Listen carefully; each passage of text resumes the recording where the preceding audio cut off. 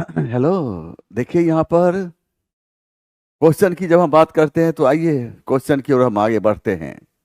और क्वेश्चन यह है कि निम्नलिखित, यस, देखिए, निम्नलिखित को सुमेलित करें।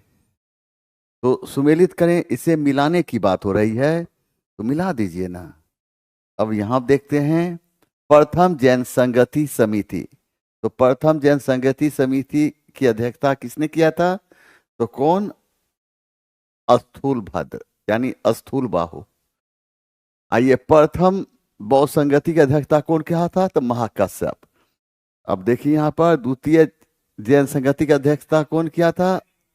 देवर्षि क्षमा श्रवण। और द्वितीय जैन संगति की अध्यक्षता कौन किया था? तो महाकश्यप। और अब यहाँ पर हम क्या कर रहे हैं? अब इसको पहले मिलाते हैं। तो मिलाने के बाद देखते हैं कि ए का क्या होगा। तो ए का 3, ए का 3, 2 का क्या होगा? 1, सी का क्या होगा? 4, डी का कौन होगा? 2। इसका सही आंसर सी है। अब देखिए यहाँ पर प्रथम जैन संगति की जब बात करते हैं, तो प्रथम जैन संगति की आयोजन कब हुआ था?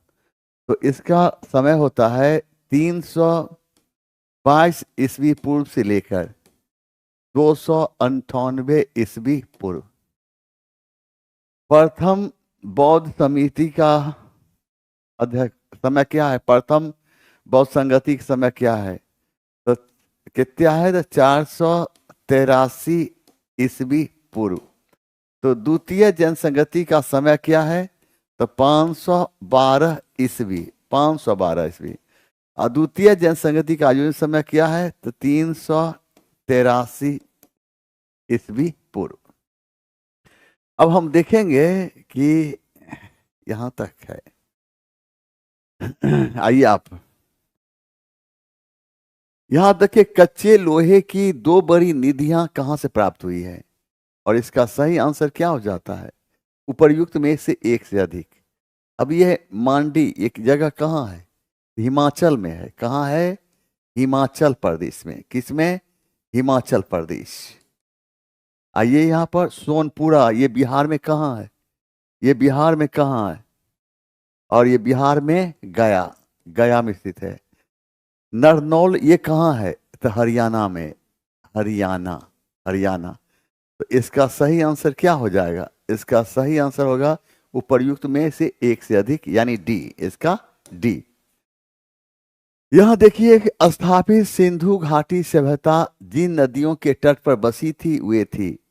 और आंसर वही मान होगा जो हम देते हैं।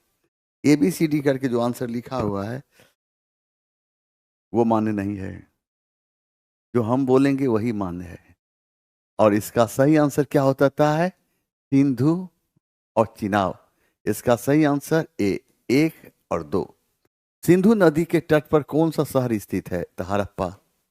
कौन सा? हड़प्पा। हड़प्पा यानी सिंधु नदी के तट पर कौन सा स्थित है? तो मोहनजोदड़ो। कौन है? मोहनजोदड़ो। मोहनजोदड़ो वर्तमान समय में कहाँ है? तो मोहनजोदड़ो वर्तमान समय में पाकिस्तान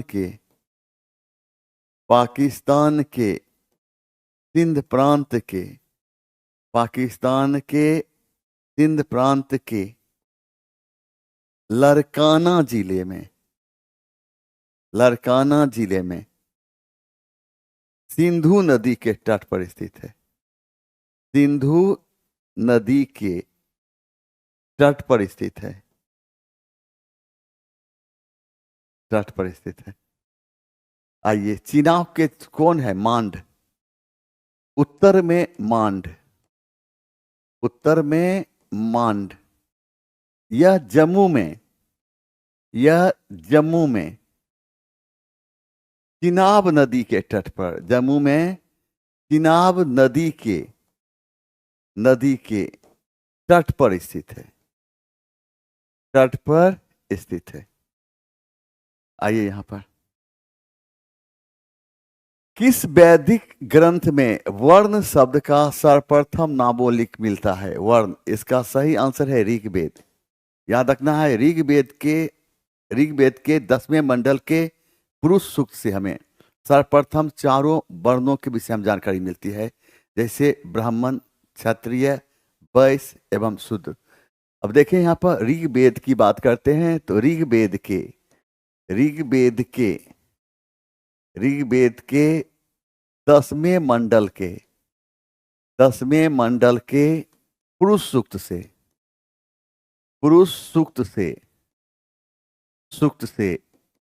हमें ऋग्वेद के 10वें मंडल के पुरुष सूक्त से हमें चारों वर्णों के विषय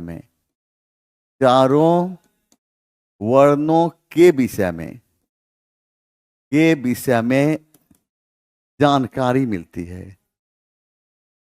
जानकारी मिलती है। जैसे ब्राह्मण, क्षत्रिय, वैश्य एवं शूद्र। अब यहां पर अथर्ववेद की बात करते हैं। अथर्ववेद से हमें जादू, टोना, भूत प्रेत, चिकित्सा इत्यादि के विषय में जानकारी मिलती है। अथर्ववेद से हमें किसके बारे में जानकारी मिलती है? तो जादू। अथर्ववेद से हमें जादू, टोना,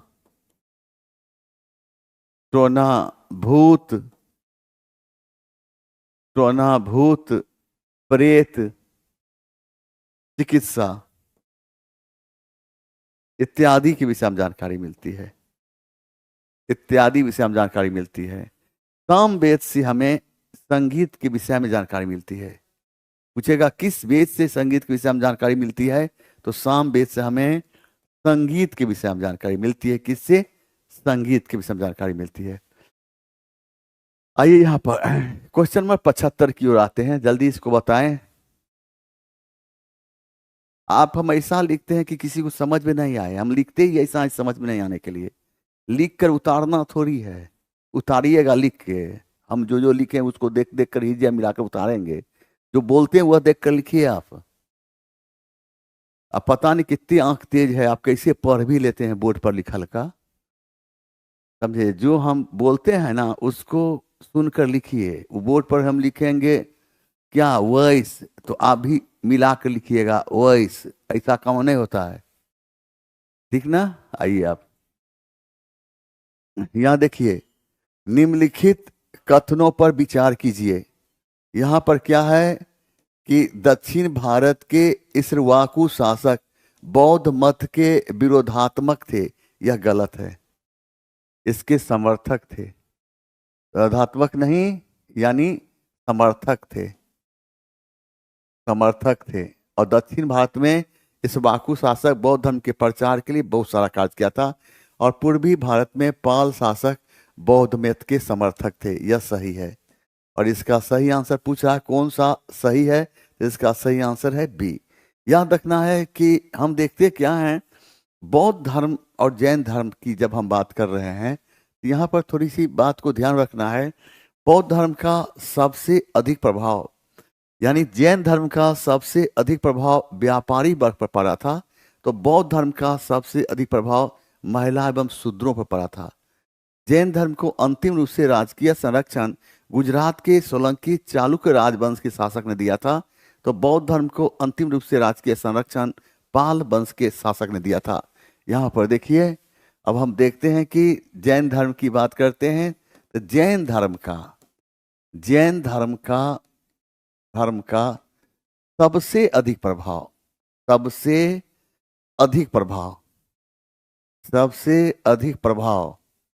किस पर पड़ा था?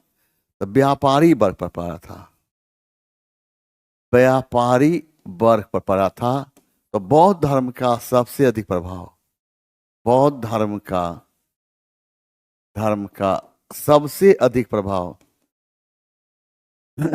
सबसे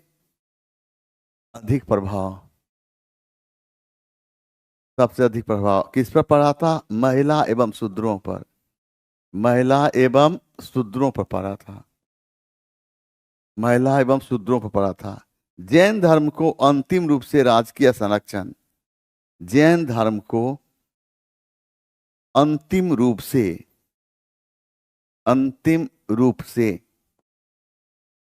राजकीय संरक्षण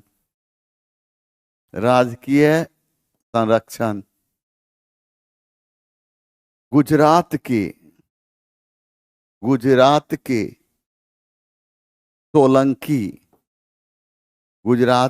सोलंकी चालुक्य राजवंश के शासक ने दिया था। गुजरात के सोलंकी चालुक्य राजवंश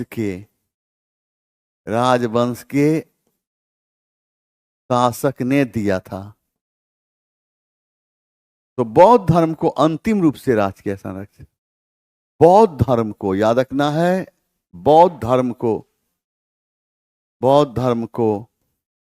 अंतिम रूप से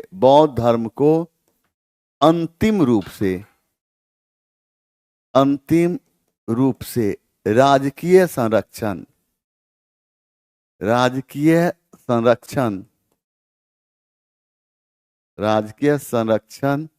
पाल वंश के शासक ने दिया था। पाल वंश के शासक ने दिया था। पाल वंश के शासक ने दिया था।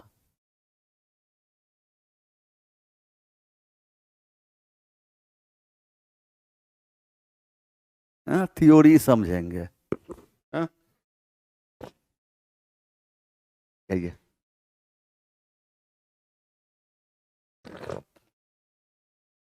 थ्योरी समझेंगे।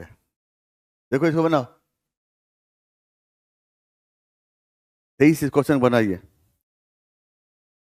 अब देखिए यहां पर धम शब्द से अशोक का निम्नलिखित में से क्या अभिप्राय था।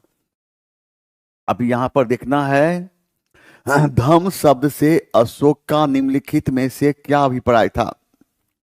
नीचे दिए गए कूटों में से सही उत्तर का चयन करें। तो सही उत्तर का चयन करने की बात हो रही थी, इसका क्या होगा। माता प्यार सुश्रुत, जीवों के प्रति अहिंसा, खर्च और बचत में मिताचार। इसका सही आंसर होगा 2, 3 और 4। 2, 3 और 4 याद रखना है। अशोक के अभिलेखों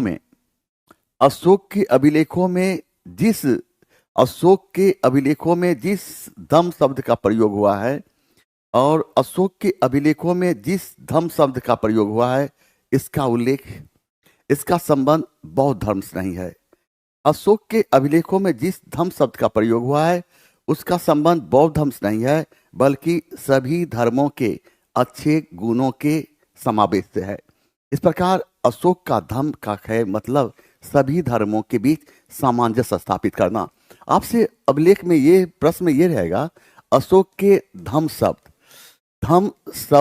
का उल्लेख, धम शब्द का संबंध किससे है, तो बौद्ध धर्म से नहीं है। बौद्ध धर्म से धम शब्द का संबंध नहीं है।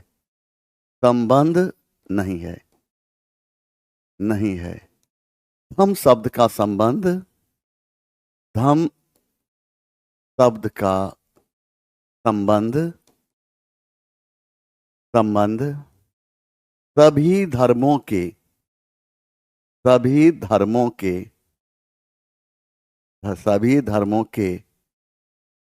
अच्छे गुणों के समावेश से है। अच्छे गुणों के समावेश से है। किससे है, अच्छे गुणों के अच्छे गुणों के समावेश से है। देखो निम्नलिखित कथनों में से कौन सा सही है। निम्नलिखित कथनों में से कौन सा सही है। यह है अजंता गुफा, यह बाघोरा नदी की घाटी में स्थित है। यह बिल्कुल सही है। अब देखना है कि अजंता वर्तमान समय में महाराष्ट्र के औरंगाबाद जिले में स्थित है। अजंता वर्तमान समय में महाराष्ट्र के औरंगाबाद जिले में स्थित है। अजंता की गुफा संख्या 16 एवं 17 का संबंध बौद्ध धर्म से है। अजंता की गुफा संख्या 16 का संबंध महात्मा बुद्ध के पूर्व जन्म की घटना से है, तो वहीं 17 का संबंध अजंता की गुफा संख्या 16 का संबंध मरनासन राजकुमारी से है, तो 17 का संबंध महात्मा बुद्ध के पूर्व जन्म की घटना से है। अजंता की चित्रकारिता का विषय वस्तु जातक कथा से लिया गया है, और जातक कथा एक बौद्ध ग्रंथ है और इसमें महात्मा बुद्ध के पूर्व जन्म की घटना के विषय में जानकारी मिलती है। अजंता की चित्रकारिता का संबंध महायान धर्म से है। अब देख, अजंता वर्तमान समय में कहाँ है? अजंता वर्तमान समय में महाराष्ट्र के औरंगाबाद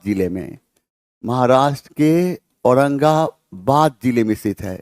अजंता की गुफा संख्या 16 एवं 17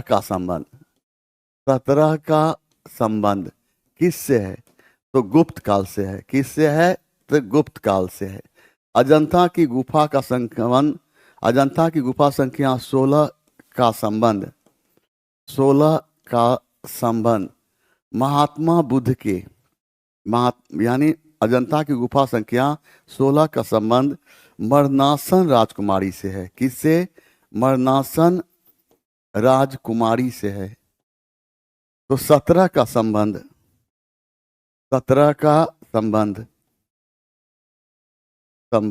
महात्मा बुद्ध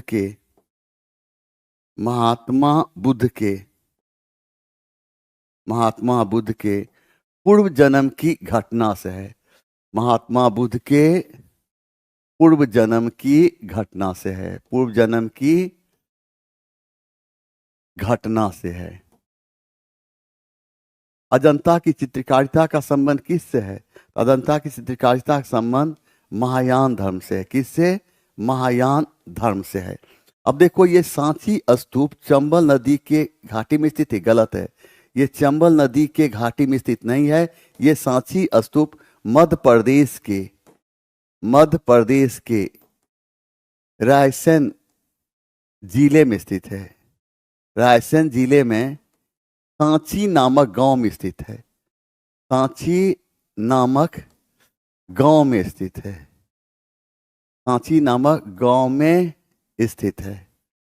अब देखो, पानुलेना गुफा देव मंदिर जो है, ये कहाँ? नर्मदा नदी के घाटी में स्थित नहीं है। ये कहाँ है? ये महाराष्ट्र के नासिक जिले में है। कहाँ है ये? तो महाराष्ट्र के नासिक जिले में स्थित है। महाराष्ट्र के नासिक जिले में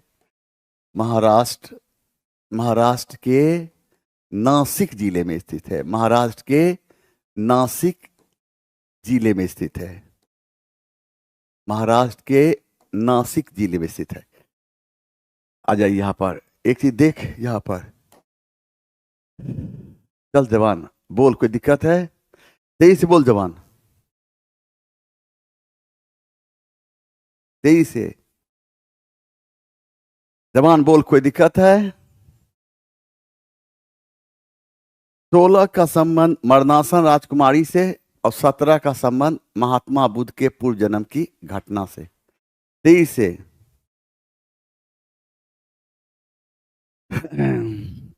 से ब्रजेश सोनी, सहंसा का नाक पर गुस्सा होता है, बिल्कुल रहता है।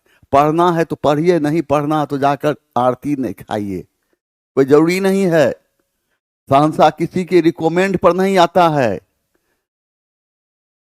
किसी के रिकमेंड पर सहंसा नहीं चलता। सहंसा अपनी मूड पर चलता है, अपने मूड पर पढ़ाता है। मेरा कोई यस, अपने मूड पर पढ़ाते हैं हम। मेरा मूड है, आपको पसंद है तो पढ़िए, नहीं पसंद है तो आरती दिखाइए। बाबू रे बाबू, जाएगा तू कहां? हाँ, ये मत समझो तुम्हारे मैसेज नहीं पढ़ते हैं। हमारा एक आंख पीछा भी है, हम पीछे भी देखते हैं। जमान रे, सही बात ये बताओ कि जानते हो 4 ऑप्शन लेकर चलते हैं ना, फिर भी समय कम पड़ जाता है। अगर एक ही ऑप्शन लेकर कटकटा देना होता तो वहां पर समय बचता है। समय नहीं बचता है। देखो, तुम ही बताते हैं। आप, यही क्वेश्चन है ना, इस क्वेश्चन में सिर्फ इसी को लेकर हम चल देते तो मेरे पास पूरा टाइम बच जाता। लेकिन यहां क्या है, ये टोटल ऑप्शन देखते हैं हम। तो क्वेश्चन एक होता है और 4 ऑप्शन लेकर चलते हैं, तो मतलब हो गया कि एक प्रश्न में 5 प्रश्न पर हम व्याख्या दे रहे हैं। अब 5 प्रश्न पर जब व्याख्या हम दे रहे हैं तो जरा आप सोचो, तुम कहते हो 5, 10, 15, 20, 25, 25 से 30 लाइन हो जाता है। 25 से 30 लाइन, 20 लाइन। कुछ क्वेश्चन ऐसे रहते हैं जहां पर 40 लाइन भी चला जाता है। तो सब चीज देखना होता है। जब 11 समय टच करने लगता है तो जवान हल्ला करने लगता है कि सर सर सर जल्दी क्वेश्चन को इनकाउंटर कीजिए, इनकाउंटर कीजिए, इनकाउंटर कीजिए। तो क्वेश्चन का इनकाउंटर नहीं करना पड़े, इन सारी चीज को देखकर हमें चलना होता है। बात समझ गए? नंबर 2 की बात है तो हाँ, तो इन सारी बातों है, सब चीज ध्यान रख। मेरे जगह आप आएंगे ना तो कहेंगे शहंशाह सही था। सही बात है। आइए यहां पर, अब देख, अधोलिखित कथनों पर विचार कीजिए और दिए गए कूट की सहायता से सही उत्तर का चयन कीजिए। अब देखिए, शिवाजी, अब है, शिवाजी के प्रशासन में किसी भी प्रकार से कैबिनेट के समतुल नहीं थे। शिवाजी के प्रशासन अष्टप्रधान किसी भी प्रकार से कैबिनेट के समतुल नहीं थे। बिल्कुल सही है।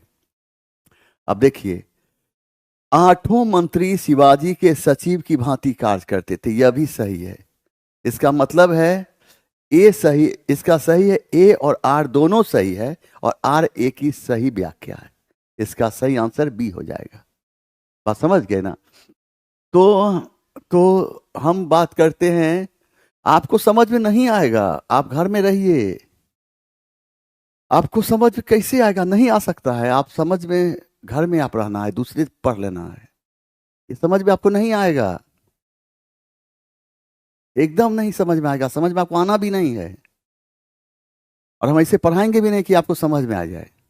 आप आराम कीजिए, तबीयत खराब है आपकी।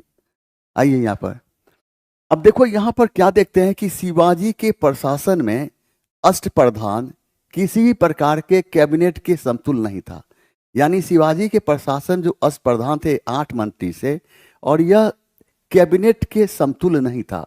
मतलब उसका डिसीजन एकदम 100% अपना नहीं। और 8 मंत्री शिवाजी के सचिव की भांति कार्य करते थे। तो इसलिए ये क्या हो गया, यहाँ ए और दोनों सही है, आर ए की सही व्याख्या भी है। अब इसको जानने के लिए क्या होता है, इस चीज को कौन समझ पाएगा? जो शिवाजी को जान रहा है, जो शिवाजी पर पढ़े हुए है, जो डायरेक्ट आकर शिवाजी को सुनेगा, वह कैसे समझेगा? उसको समझने के लिए शिवाजी के जन्म से लेकर मृत्यु तक सारी बात की जानकारी होगी, तब शिवाजी को जानेगा। लेकिन ये डिस्कशन है, और ये डिस्कशन उन लोगों के लिए है जिसके पास थोड़ा लेवल हो। एकदम नए नए विद्यार्थी के लिए डिस्कशन नहीं होता। अब देखिए यहाँ पर, शिवाजी को प्रशासनिक कार्यों में सहयोग देने के लिए, शिवाजी को प्रशासनिक कार्यों में सहयोग देने के लिए एक मंत्री परिषद होता था, जिसे सामूहिक तौर पर अष्टप्रधान कहा जाता था। शिवाजी के मंत्री परिषद को अष्टप्रधान इसलिए कहा जाता था क्योंकि इसमें 8 लोग शामिल थे। नंबर 1 पेशवा, नंबर 1 पेशवा, यह राजा के बाद सबसे महत्वपूर्ण अधिकारी होता था और राजा के नहीं रहने पर उसके कार्य की देखरेख करता था। नंबर 2 मजुमदार, नंबर 2 मजुमदार या अमात्य, इसका काम राज्य में होने वाले आय व्यय की देखरेख करना होता था। नंबर 3 चिटनीस, और इसका संबंध क्या चीज से था? तो पत्राचार से था, पत्राचार से था। नंबर 4 वाक्यानवीस, नंबर 4 वाक्यानवीस, और ये कौन होता था? वाक्यानवीस, यह गुप्तचर होता था, ये गुप्तचर होता था। अगर राज्य में कोई घटना होने वाली है तो इसकी सूचना वह राजा को देता था। नंबर 5 में सुमंत या दबीर, नंबर 5 में सुमंत या दबीर, ये कौन होता था? यह विदेश विभाग का प्रधान होता। किस विभाग का? विदेश विभाग का प्रधान होता था। विदेश विभाग का प्रधान होता था। विदेश विभाग का प्रधान होता था। नंबर 7 देखो यहां पर, नंबर 6 की बात करते हैं तो नंबर 6 में क्या हम देखते हैं? तो यहां पर देखते हैं पंडित राव। क्या है? पंडित राव। पंडित राव, इसका काम किससे था? धार्मिक मामलों से। किससे? धार्मिक मामलों से था। किससे था? धार्मिक मामलों से था। किससे?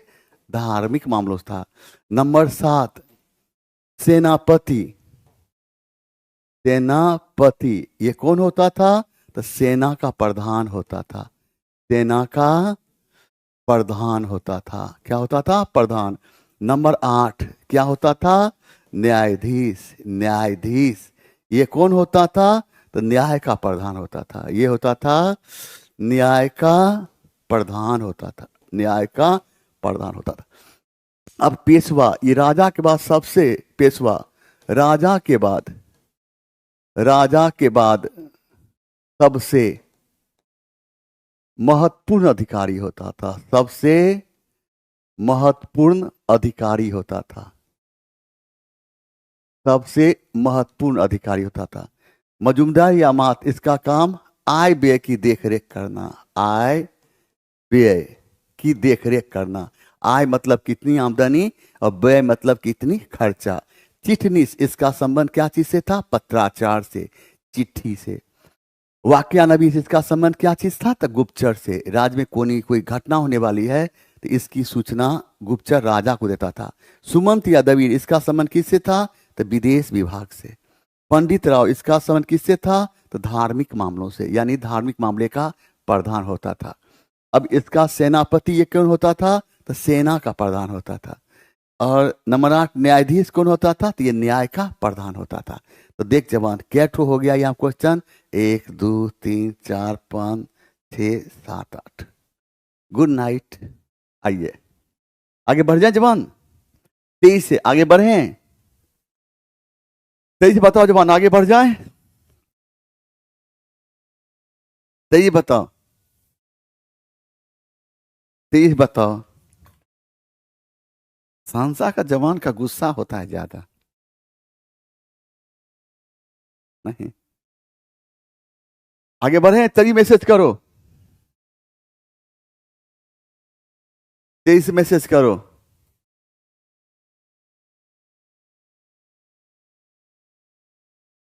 हाँ, आगे बढ़ जाए एकदम। एकदम देखो, एक विद्यार्थी रूठ गया। ए, रूठ कर कहाँ जा रहे हो?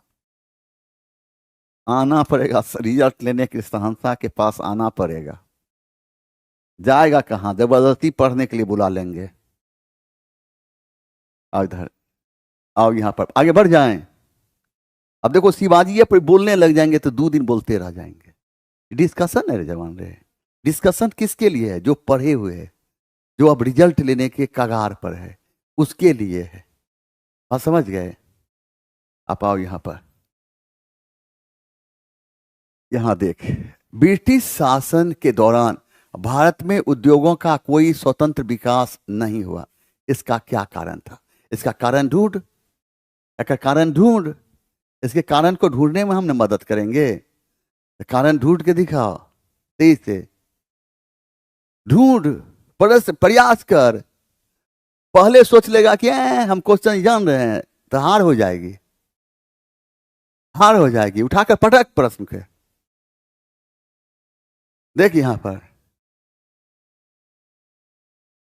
आओ इधर देख। हैया देखो, मार दिया। बर्जियस सोनी, ये कथी है? तो तोरा 2 गो तोहर नाम कैसे लगल है रे? क्या लिखा है? बर्जियसन है। 2 दिखे वो करते हैं बर्जियस। एक लड़का का नाम, एक लड़की का नाम, इक्वन स्टाइल है। हाँ इधर, ब्रिटिश शासन के दौरान भारत में उद्योगों का स्वतंत्र विकास नहीं हुआ था। इसका कारण क्या था? पूछ रहा है कि ब्रिटिश शासन। देखो, जिस प्रश्न को तुम नहीं जान रहा है उस प्रश्न को कैसे बनाओगे? जिस प्रश्न को नहीं जान रहा है तो उस प्रश्न को ऐसे बनाना है, पहले हम इस प्रश्न को, पहले इस रेडियस को समझेंगे, पहले इसको समझेंगे ये कहता क्या है। और ये जब तक समझेंगे नहीं तब तक इसको हम देखेंगे नहीं, चार ऑप्शन नहीं देखेंगे। जब तक इसको समझेंगे नहीं तब तक चार ऑप्शन देखेंगे नहीं। समझ रहे हैं? अब इसको समझें, कैसे समझें? तो हाँ, ब्रिटिश शासन के दौरान, मतलब क्या है, ब्रिटिश शासन के समय, आइए, भारत में उद्योगों का कोई स्वतंत्र विकास नहीं हुआ। तो ब्रिटिश शासन के दौरान जो भारत के जो उद्योग था, जितना विकास होना चाहिए था उतना विकास नहीं हुआ। क्यों नहीं हुआ? क्यों नहीं हुआ? अब इसका एक कारण है जो चुनना है। भारी उद्योग का भाव, ये गलत है। मेरे देश में किसी चीज की कमी रही है? गलत है। खुद भी सोचो। विदेशी पूंजी की कमी नहीं, विदेशी पूंजी की कमी थी? कभी नहीं, वो भी नहीं। और यहां पर अब देखिए, धनिक वर्ग द्वारा भू संपत्ति में निवेश करने की तरजीह दिया जाना।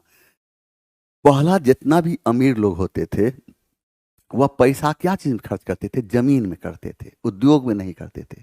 और यही कारण था कि अपने देश में उस समय उद्योग धंधों का जो विकास होना चाहिए था नहीं हो पाया। इसलिए इसका आंसर हो जाता है सी। इस तरह का जो प्रश्न होते हैं जमान रे, वह तर्क पर बनाया जाता है। एकदम 1%, 1.5 से 2% प्रश्न ऐसा होगा जो तुम अपने तर्क पर उसे बनाओगे। देखने में लगेगा बहुत हार्ड है, लेकिन जब उसे तोड़ोगे ना पार्ट बाय पार्ट, इसका आंसर अपने आप कॉल जोड़कर तुम्हारे सामने खड़ा हो जाएगा। हुजूर, ये आप बी में टिक कीजिए, मैं बी हूं। समझ रहे हैं? तो इसका आंसर हो जाता है सी। आगे बढ़ जाए हम। 23 बोल, 23 से आगे बढ़े। अब देख, 1857 की क्रांति के बारे में निम्नलिखित में से कौन सी एक अवधारणा सही है? कौन सी एक अवधारणा सही है? 23 बताना। क्या होगा? चुप। संसाय, हाँ संसाइड, हाँ बोलिए। अरे वाह, आप कोई बच्चा बोल रहा है, बोलो। अरे आपकी कितनी उम्र है जो आप हमारी क्लास देख रहे हैं? Very good. मेरा नाम क्या है? अरे वाह, मेरा नाम सहंसा सर है। ऐसे सब कुछ अच्छी आवाज है।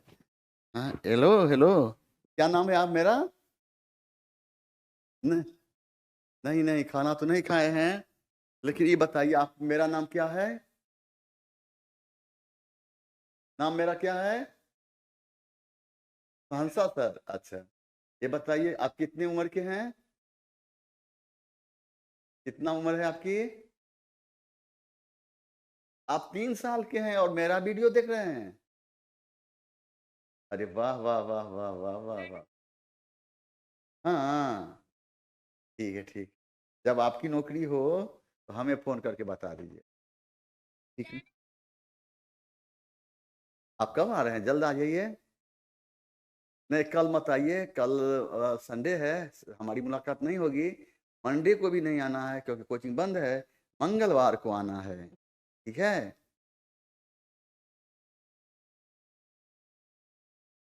ठीक है ठीक। Good good. अरे वाह, देखा, देखो ये बच्चा कितने, देखो ये बच्चा कितने तेज था। 3 साल का है, मेरा वीडियो देख रहा है, ये लाइव देख रहा है, 3 साल का बच्चा।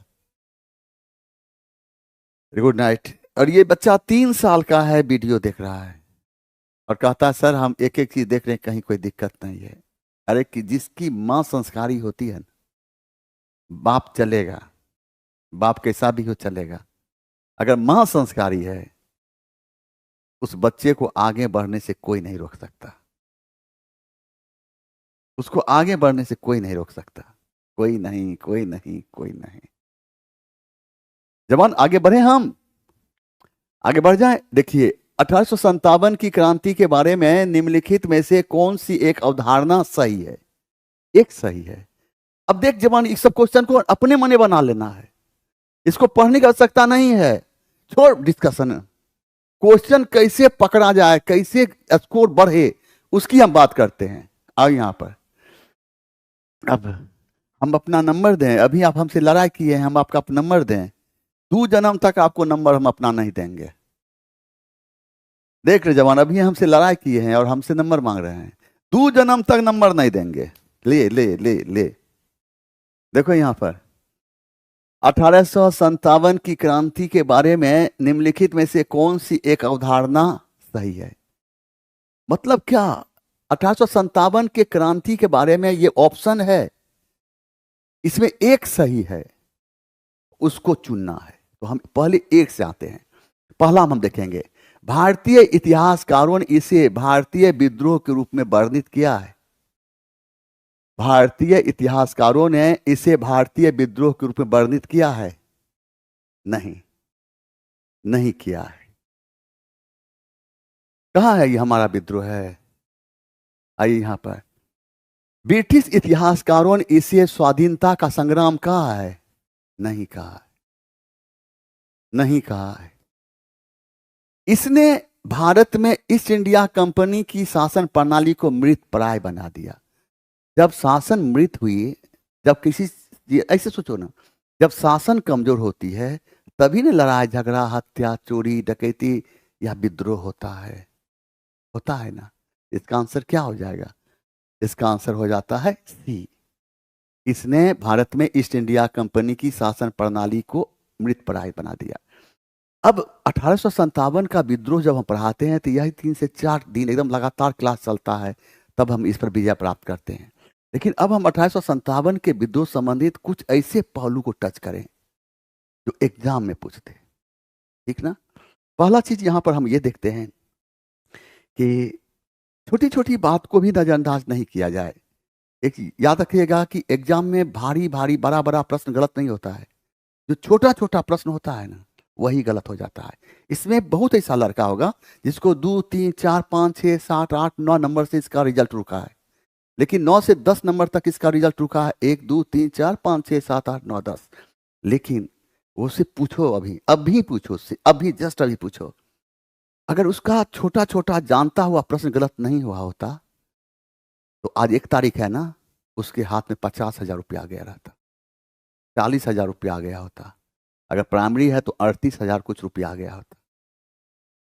आपको स्कोरिंग नहीं बढ़ाना है जनाब, सिर्फ एक ही चीज देखना है कि हमारा जानता हुआ प्रश्न ज्यादा गलत ना हो। गलत होगा, ज्यादा गलत ना हो। अगर आप जानता हुआ प्रश्न गलत नहीं किए होते तो आज आपको सैलरी मिल गया होता, 1 मंथ का सैलरी मिला होता। क्योंकि आज 1 तारीख है ना, क्या तारीख है? 1 है, मिल गया होता। समझिए बात को। अब आओ यहां पर 1800 क्वेश्चन है। 1857 के विद्रोह में जमींदार, साहूकार एवं कृषक ने भाग नहीं लिया। याद रखना, क्या बोलते हैं? जमींदार, साहूकार और कृषक ने भाग नहीं लिया। कोई विद्रोह या क्रांति तब सफल होती है जब साम्राज्य का शिक्षित, पढ़ा लिखा मध्यम वर्ग उसका साथ देता है। 1857 के विद्रोह का दुर्भाग्य यह रहा, 1857 के विद्रोह का दुर्भाग्य यह रहा कि पढ़ा लिखा शिक्षित वर्ग इससे दूरी बनाकर रखा, जिसके कारण 1857 के विद्रोह को सही दिशा नहीं मिल पाई। 1857 के विद्रोह को महान शायर मिर्जा गालिब ने अपनी आंखों से देखा था। इस प्रकार मिर्जा गालिब अंतिम मुगल बादशाह बहादुर शाह जफर के समकालीन थे। 1857 के विद्रोह के समय भारत का गवर्नर जनरल लॉर्ड कैनिंग था, तो वही ब्रिटेन का प्रधानमंत्री लॉर्ड पामस्टन था। अब यहां पर है 1857 के विद्रोह में कौन कौन? जमींदार, जमींदार, साहूकार, साहूकार एवं कृषक ने भाग नहीं लिया था। 1857 के विद्रोह में हुआ क्या था? शिक्षित, पढ़ा लिखा, देखो यहां पर शिक्षित, पढ़ा लिखा, पढ़ा लिखा, मध्यम वर्ग दूरी बनाकर रखा, दूरी बनाकर रखा, बनाकर दूरी बनाकर रखा। 1857 के विद्रोह समय भारत का गवर्नर जनरल कौन था? तो लॉर्ड कैनिंग था। लॉर्ड कैनिंग था। और ब्रिटेन का प्रधानमंत्री कौन था? लॉर्ड पामस्टन था। 1857 के विद्रोह का प्रतीक चिन्ह क्या था? कमल का फूल। कमल का फूल एवं चपातियां, एवं चपाती, रोटी को कहा गया। इतना जानना जरूरी है।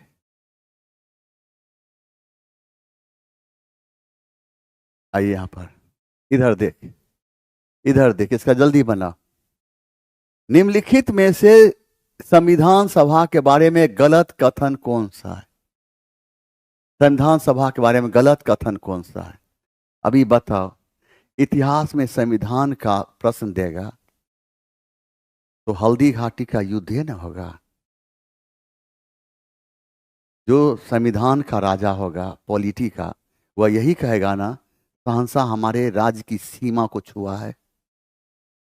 जबकि उसे मालूम नहीं, शहंशाह किसी की सीमा को छूता नहीं। समझे ना? तो फिर आ तो गया है मेरे सीमा में, तो फिर इसकी सुरक्षा करना मेरा दायित्व बन जाता है। अब देख यहां पर क्या होगा। यहां पर हाँ, क्यों हुआ? ये सी सही है। आप कहते हैं किस आधार पर इसे सही किए, ये बताओ। किस आधार पर सही किए हैं? इसका आंसर सही मान लिया, ये किस आधार पर ये सही नहीं है, ये बताइए। आधार बताओ, तब ना मानेंगे। आधार बताओ, जल्दी बताओ, जल्दी बताओ। अब देखो यहां पर संविधान सभा के बारे में गलत कथन कौन सा है? तो इसका, अब देखो, इसने बड़ी संख्या में समितियों की मदद से काम किया। उनमें से प्रारूप समिति सबसे महत्वपूर्ण थी, और ये एकदम सही है। और प्रारूप समिति का अध्यक्ष किसको बनाया गया था? किसको? तो भीमराव अंबेडकर को। और प्रारूप समिति ही ने ही संविधान के लिए मसौदा तैयार किया था। तो संविधान सभा का सलाहकार किसको बनाया गया था? BN राव को। इन्हें क्या कहते हैं? बंसल राव। अब हम कहते हैं यहां पर ऐसे कर देते हैं, प्रारूप, प्रारूप समिति का अध्यक्ष किसको बनाया गया था? अंबेडकर को। अंबेडकर को। और प्रारूप समिति का काम क्या था? संविधान के लिए मसौदा तैयार करना। संविधान के लिए, संविधान के लिए मसौदा तैयार करना। मसौदा तैयार करना, ठीक है। और संविधान सभा का सलाहकार किसे बनाया गया? BN राव को। किसको बनाया गया था? BN राव को। और BN राव को हम किस नाम जानते हैं? तो वंसल राव के नाम जानते हैं। इस नाम से, तो वंसल राव के नाम जानते हैं। यहां पर अब हम देखते हैं, इस पर आते हैं। अल्पसंख्यक समुदाय जैसे ईसाई, एंग्लो इंडियन और पारसियों को सभी को पर्याप्त प्रतिनिधित्व दिया गया। ये भी बिल्कुल सही है, सबको दिया गया था। अब इसका निर्वाचन सार्वभौम वयस्क मताधिकार के आधार पर किया गया। ये गलत इसलिए हो जाता है, यहां तक ये सही है, कोई दिक्कत नहीं है। इसमें एक लाइन नहीं चुना, इसका चुनाव अप्रत्यक्ष रूप से होता। अप्रत्यक्ष रूप से, अप्रत्यक्ष रूप से, अप्रत्यक्ष रूप से ही अगर जोड़ दिया होता तो ये कथन गलत नहीं होता। समझ गए? लेकिन इसमें एक लेक्चर छोटा सा देते हैं, हमें देना नहीं चाहिए, फिर भी देते हैं, जैसा उस लेक्चर को गौर से सुन लेना है। संविधान सभा की पहली बैठक 9 दिसंबर 1946 ईस्वी को दिल्ली के संसदीय पुस्तकालय भवन में हुई थी। इस प्रकार संविधान सभा की पहली बैठक की अध्यक्षता डॉक्टर सच्चिदानंद सिन्हा ने किया था। संविधान सभा की दूसरी बैठक 11 दिसंबर 1946 ईस्वी को दिल्ली के संसदीय पुस्तकालय भवन में ही हुई थी। इस प्रकार संविधान सभा की दूसरी बैठक में डॉक्टर राजेंद्र प्रसाद को संविधान सभा का अस्थायी अध्यक्ष चुना गया। पंडित जवाहरलाल नेहरू 13 दिसंबर 1946 ईस्वी को संविधान सभा के समक्ष प्रस्तावना प्रस्तुत किया। प्रस्तावना को ही हम उद्देशिका के नाम जानते हैं। प्रस्तावना को संविधान सभा ने 22 जनवरी 1947 को पारित कर दिया। इस प्रकार प्रस्तावना के पारित होते ही भारत में संविधान निर्माण की प्रक्रिया प्रारंभ हुई और संविधान निर्माण के लिए कुल 13 समितियां बनाई गई थी, जिसमें सबसे अधिक प्रसिद्ध प्रारूप समिति थी। प्रारूप समिति को हम ड्राफ्टिंग कमेटी के नाम जानते हैं। इसका अध्यक्ष डॉक्टर भीमराव अंबेडकर को बनाया गया, तो वहीं संविधान सभा का सलाहकार BN राव को बनाया गया। इन्हें ही हम बंसल राव के नाम जानते हैं। 26 नवंबर 1949 ईस्वी को संविधान सभा ने संविधान को अंगीकृत, अधिनियमित एवं पारित किया था, लेकिन इस तारीख को संविधान लागू नहीं हुआ था। संविधान लागू हुआ 26 जनवरी 1950 को। इस तिथि को हम परिवर्तन तिथि के नाम जानते हैं। 26 जनवरी 1950 को ही भारत को गणराज्य घोषित किया गया। इसका अर्थ होता है शासनाध्यक्ष का पद वंशानुगत नहीं होगा, बल्कि इस पद का चुनाव होगा। संविधान के निर्माण में कुल 2 वर्ष 11 माह 18 दिन लगे थे, तो संविधान के निर्माण में कुल 64 लाख खर्चा आया था। संविधान के निर्माण हेतु कुल 114 बैठक हुई थी। अंतिम बैठक 24 जनवरी 1950 ईस्वी को हुई थी। तो सीक्वेंस की बात करते हैं तो इसका आंसर मार देना सी। इधर देखो, SST प्लस GS ये ले लेना है, पसंद है लेना है, नहीं पसंद है मत लेना है। आ जाओ, यहां देखो, निम्नलिखित में से कौन एक सुमेलित नहीं है? निम्नलिखित में से कौन एक सुमेलित नहीं है? कौन एक सुमेलित नहीं है? 23 बताओ क्या होगा आंसर? 23 बताना, इसका आंसर क्या होगा? 23 बताओ, 23 बताओ इसका आंसर क्या होगा?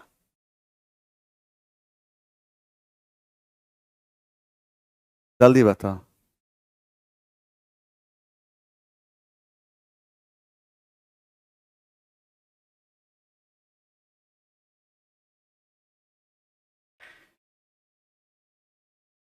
देखो, अब देखो यहां पर क्या होगा, प्रार्थना समाज और इसकी स्थापना आत्माराम पांडुरंग ने किया था, ये सही है, सुमेलित नहीं है। आत्मीय सभा ये गलत है। आत्मीय सभा की स्थापना कौन किया था? आत्मीय सभा की स्थापना कौन किया था? तो राजा राममोहन राय। कौन किया था? राजा राममोहन राय। राजा राममोहन राय ने किया था। और कब किया था? तो 1815 ईस्वी में किया था। और यहाँ पर भारतीय ब्रह्म समाज, इसकी स्थापना कौन किया था? तो केशव चंद्र सेन।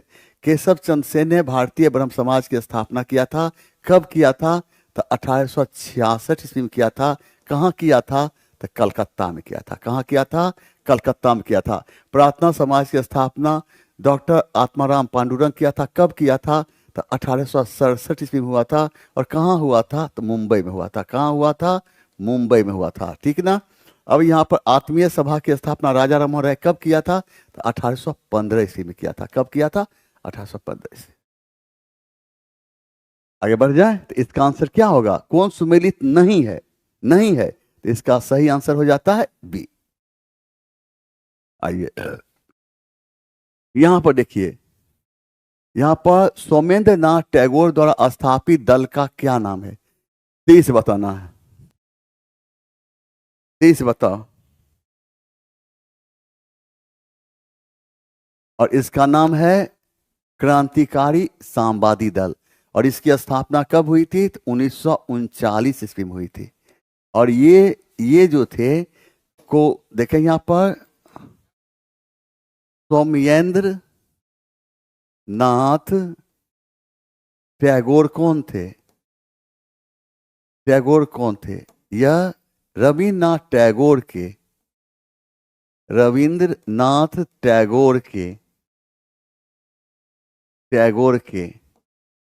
कौन थे? तो पोता थे। रविन्द्रनाथ टैगोर के पोता थे। इस प्रकार, और सोमेंद्र नाथ टैगोर द्वारा स्थापित दल का क्या नाम था? तो क्रांतिकारी साम्यवादी दल। और इसकी स्थापना 1939 ईस्वी में हुई। और सोमेंद्र नाथ टैगोर रविन्द्रनाथ टैगोर के पोता थे। आइए अब यहां पर अब देखते हैं कि गांधी जी द्वारा शुरू किया गया साप्ताहिक पत्र हरिजन का प्रथम अंक 11 फरवरी 1993 को निम्न शहरों में से कहां प्रकाशित किया गया था। इसका सही आंसर क्या हो जाता है? तब पूना। पूना में कभी प्रकाशित हुआ था? 1933 ईस्वी में। 1933 ईस्वी में। अब महात्मा गांधी की दो पत्रिका था ना, क्या कौन था? यंग इंडिया और यंग इंडिया। महात्मा गांधी ने यंग इंडिया का प्रकाशन किया था। Young India, Mahatma Gandhi young India का प्रकाशन 1919 ईस्वी में किया था। और कहां से किया था? साबरमती। साबरमती आश्रम से। साबरमती आश्रम से किया था। साबरमती आश्रम से। ठीक ना? आइए यहां आप देखिए कि सही जोड़ बनाइए तथा नीचे दिए कूट की सही उत्तर चुने। बिपिन चंद्रपाल किससे? New India. ठीक है। अरविंद घोष किससे संबंधित है? तो वंदे मातरम से। और ब्रह्म बांधोपाध्याय किससे है संबंधित है? संध्या से। और मोहम्मद अली किससे है? तो कॉमरेड से। अब इसको मिलाना है और इसको मिलाना है। इसको मिलाकर क्या होगा? तो ए का एक, बी का 3, सी का 4, डी का 2। इसका सही आंसर ए हो जाता है। ए हो जाता है। आगे बढ़े हम और बताओ। एकदम कुछ हो नहीं, इस सब चीज को रट जाना है। ये हमेशा क्वेश्चन रहेगा। और एक एक चीज को मारना कोई जरूरी है? हर बार युद्ध होगी तो हर बार आपकी हार होगी? कोई जरूरी है? हर बार आप ही की हार होगी ये जरूरी है? एक बार जीत हो गई ना, बेला पार है। आओ इधर देखो यहां पर, निम्नलिखित में से किसने किसने ऐसे सिक्के जारी करने के आदेश दिए जिन पर हिंदू देवी की आकृति अंकित मिलती है? वह कौन है? से वह कौन है? तो मोहम्मद गोरी। अब मोहम्मद गोरी की सिक्का पर किसका मिलता है अंकित? लक्ष्मी जी का। किसका अंकित मिलता है? लक्ष्मी की आकृति अंकित मिलता है। किसका? लक्ष्मी का। याद रखना, किसका? लक्ष्मी का। कुतुबुद्दीन ऐबक। ऐबक का अर्थ क्या होता है? ऐबक का अर्थ क्या होता है? ऐबक का अर्थ होता है चंद्रमा का स्वामी। क्या होता है? चंद्रमा का स्वामी। ऐबक का अर्थ होता है चंद्रमा का स्वामी। ऐबक को इतिहास में हम कुरान खवा के नाम जानते हैं। ऐबक को इतिहास में हम लाख बख्श एवं हातिम दूतिया के नाम से भी जानते हैं। ऐबक को इतिहास में कुरान खवा इसलिए कहा गया क्यों बचपन से उसे कुरान में अच्छी जानकारी थी। ऐबक को लाख बख्श इसलिए कहा गया क्योंकि वह लाखों का दानी था। ऐबक को हातिम दूती इसलिए कहा गया क्योंकि उसका हृदय विशाल था। अब हम ऐबक का अर्थ क्या होता है? चंद्रमा का स्वामी। तो ऐबक को क्या किस नाम जानते हैं? तो इसे नाम जानते हैं कुरान खवा। कुरान खवा। इससे लाख बख्श। लाख बख्श। और किस नाम जानते हैं? हातिम दूतिया। हातिम दूतिया के नाम जानते हैं। आइए बाबर की जब हम बात करते हैं तो याद रखना है कि बाबर का जन्म कब हुआ था? 14 फरवरी। 14 फरवरी 1483 ईस्वी। कहाँ? मध्य एशिया में। मध्य एशिया में। मध्य एशिया में कहाँ? फरगना। फरगना। मध्य एशिया में फरगना। याद रहेगा। और बाबर गद्दी पर कब बैठा था? 8 जून। 8 जून 1494 ईस्वी को। 8 जून 1494 ईस्वी को। आगे बढ़ जाए। बोल जवान रे, आगे बढ़े हम। तेज बोल, जल्दी बताओ।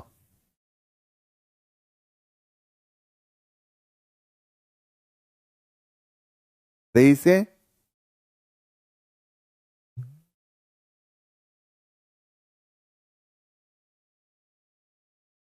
आगे बढ़ जाए।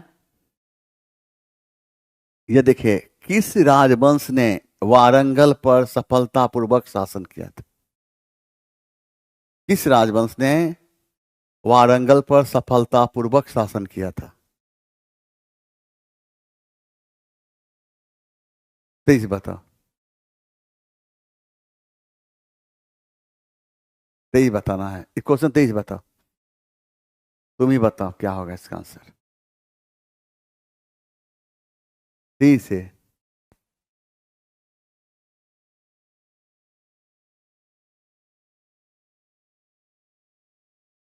सी से।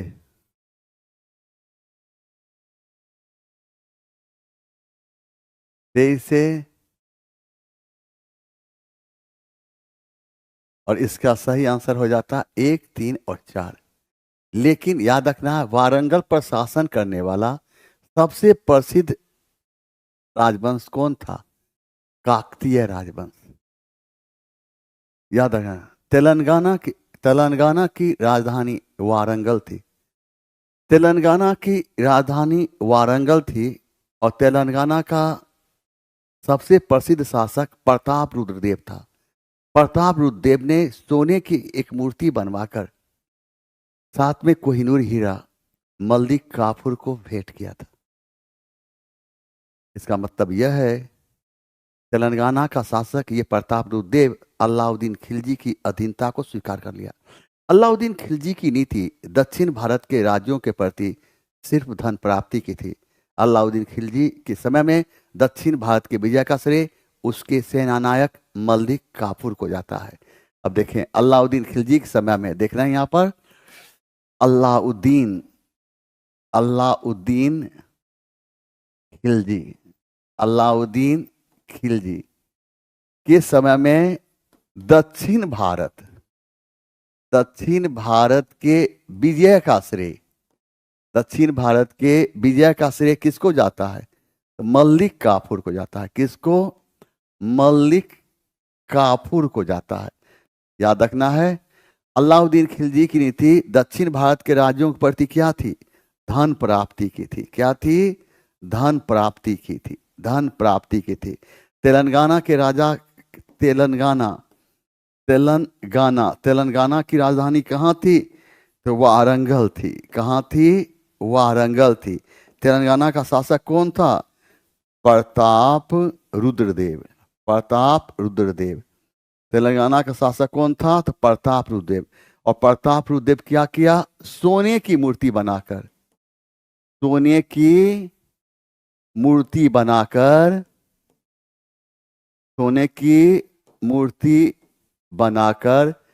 साथ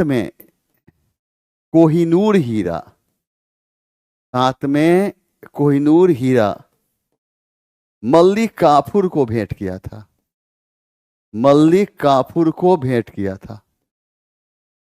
मल्लिक काफूर को भेंट किया था।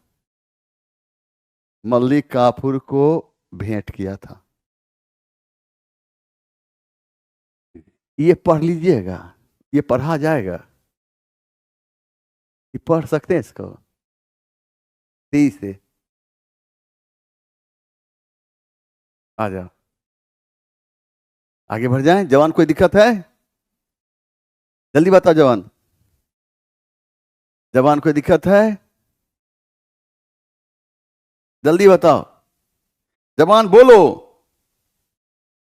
जवान कोई दिक्कत है? बोलो। बताओ की दिक्कत है?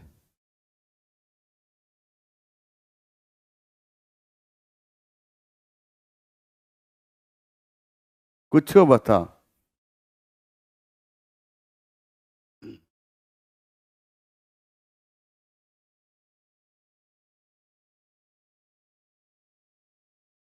दिक्कत नहीं है, बढ़ जाए आगे। ठीक है। निम्नलिखित में से दिल्ली सल्तनत का सही क्रम क्या है? ये क्वेश्चन पूछिएगा।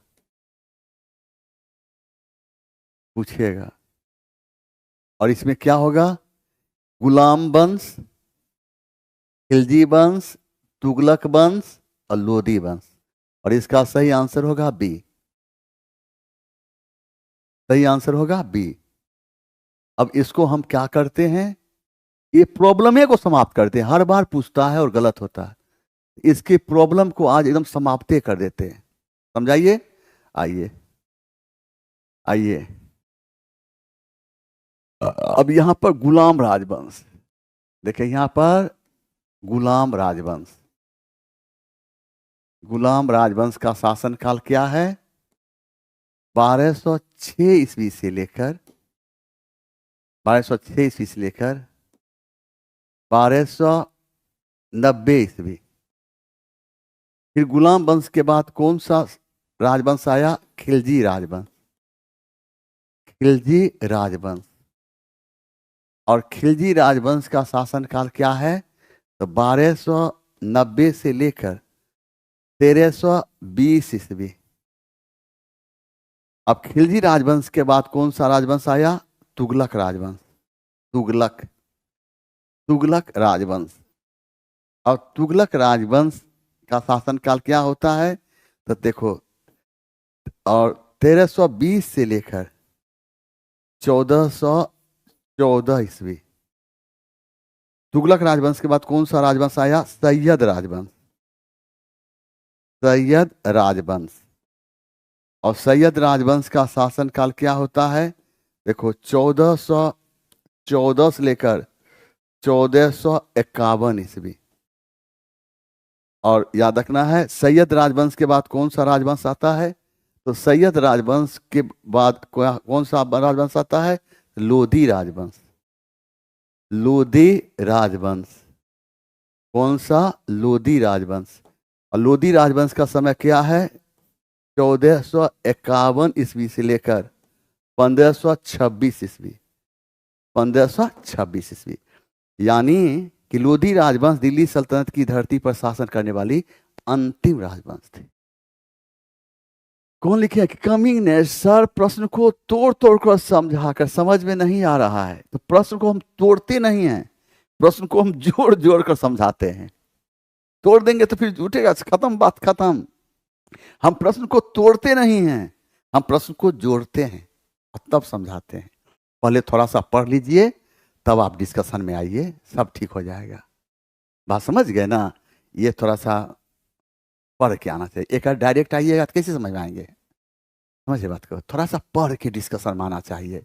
जैसे कि थोड़ा थोड़ा सा पढ़ाई करके तब आएंगे डिस्कशन में, तो डिस्कशन समझ में आएगा। ऐसे डिस्कशन थोड़ा सा टफ होता है, क्योंकि डिस्कशन अलग चीज़ होता है और किसी का चैप्टर वाइज पढ़ाई अलग चीज़ होता है।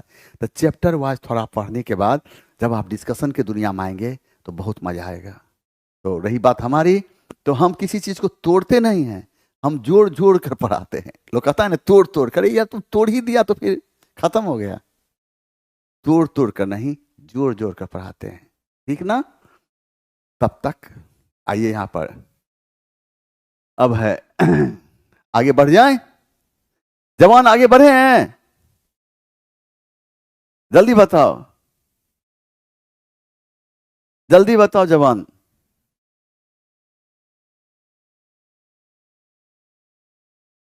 जल्दी बोल।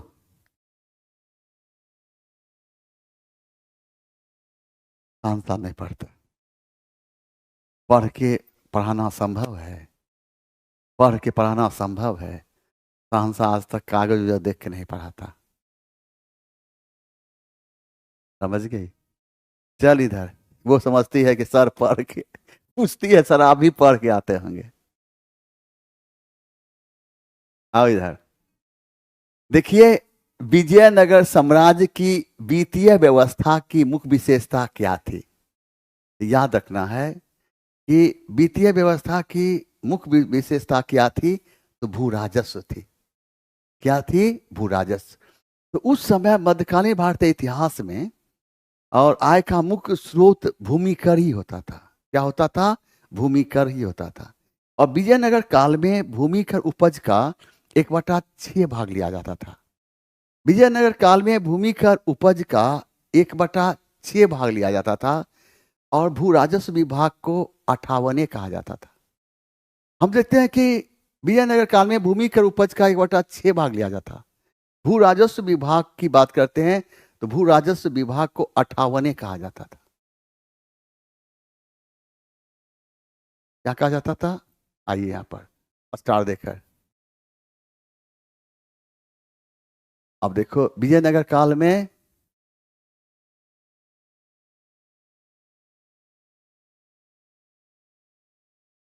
विजयनगर काल में विजयनगर काल में, विजयनगर काल में भूमि कर उपज का 1/6 भाग लिया जाता था। 1/6 भाग लिया जाता था।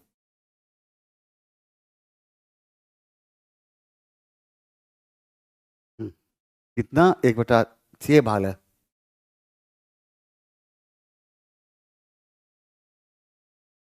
एक बटा छह भाग लिया जाता था।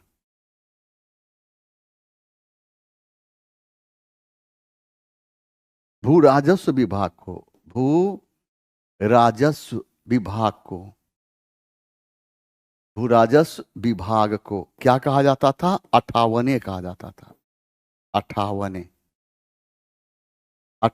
कहा जाता था। अब भूमि कर को क्या कहा? शिष्ट कहा जाता था। भूमि कर को क्या कहा जाता? शिष्ट कहा जाता था। क्या कहा जाता था? शिष्ट कहा जाता था। याद रहेगा, याद रखना है। और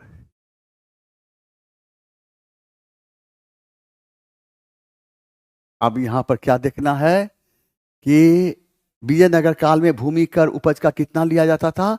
1/6। भू राजस्व विभाग को क्या कहा जाता था? 58। भूमि कर को क्या कहा जाता था? शिष्ट। क्या कहा जाता था? शिष्ट। आगे बढ़ जाए, एकदम बढ़ जाए आगे। तेईस से बताओ जवान, देख यहां पर देखो, निम्नलिखित में से कौन एक दिल्ली में नादिर शाह के सैन्य अभियान की सफलता के लिए संभव कारण नहीं था? संभव कारण नहीं था। अब देखो, ये सब चीज जो होता है ना, आप आराम से इसको पढ़ के क्वेश्चन समझ कर, नहीं भी जानते हैं तो इसे बना सकते हैं।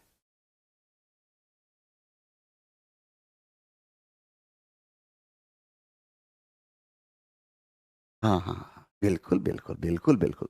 अब देखिए यहां पर ये क्या है? निम्नलिखित में से कौन एक दिल्ली में नादिर शाह के सैन्य अभियान की सफलता के लिए संभव कारण नहीं है? तो संभव कारण नहीं है मतलब क्या हो जाता है? इसका होता है, देखो यहां पर संभव कारण कौन नहीं है? तो है कारण कमजोर मुगल सम्राट। अब सोचो कि कोई हमारे घर को कब तोड़ेगा? जब मेरे घर का दरवाजा कमजोर होगा। तो जब हमारी शासन कमजोर होती है, मेरा राजा कमजोर होता है, उस देश पर क्या हो जाता है? तो विदेशी आक्रमण होता है। तो कमजोर मुगल सम्राट एक कारण सही था।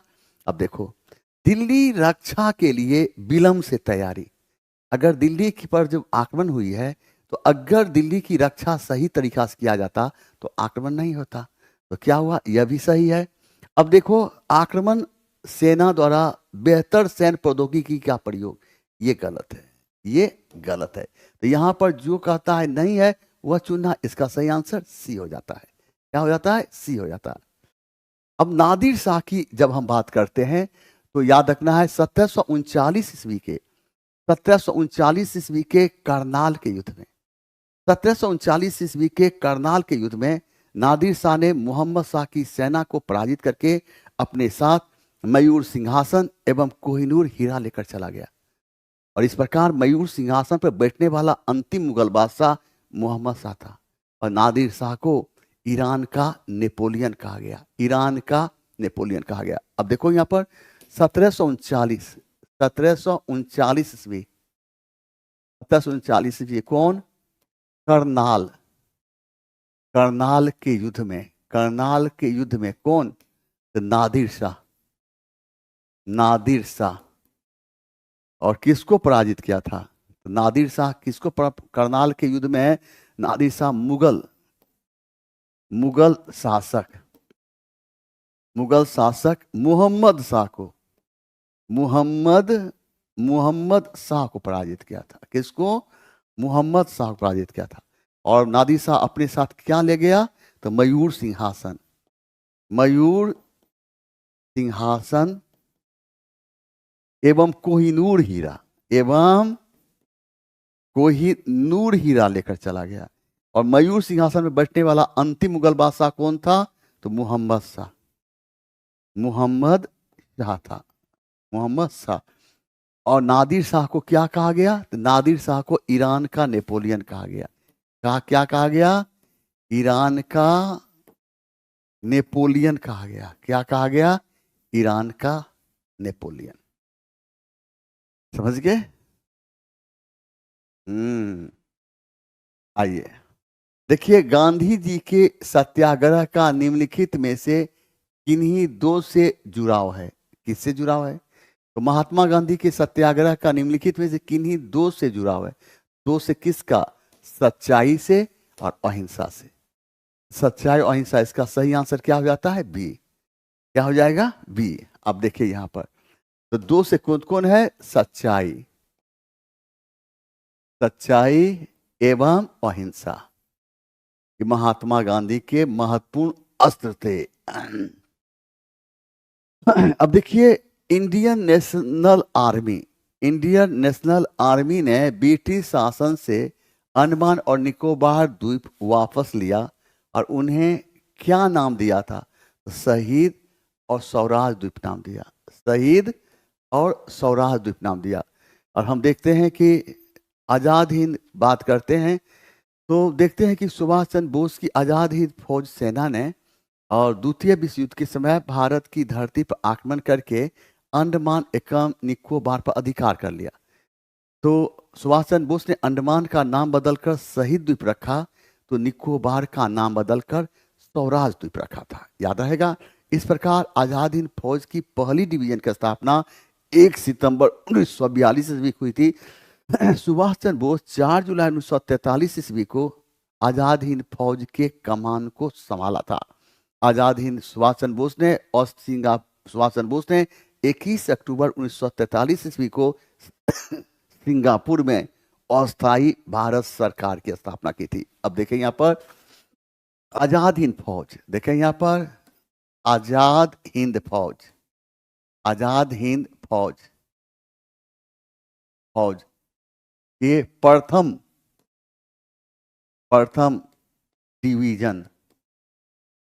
डिवीजन की स्थापना कब हुई थी? 1 सितंबर 1942 ईस्वी। सुभाष चंद्र बोस आजाद हिंद फौज का कमान कब संभाला था?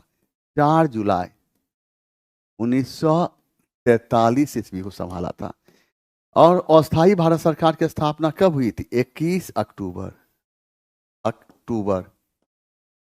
1943 ईस्वी को। कहां पर? सिंगापुर में। कहां? सिंगापुर। सुभाष चंद्र बोस अंडमान का नाम बदलकर क्या रखा? अंडमान। अंडमान का नाम बदलकर क्या रखा? शहीद द्वीप। क्या रखा? शहीद द्वीप। और निकोबार का नाम बदलकर क्या रखा? देखो यहां पर निकोबार का नाम बदलकर क्या रखा? स्वराज द्वीप।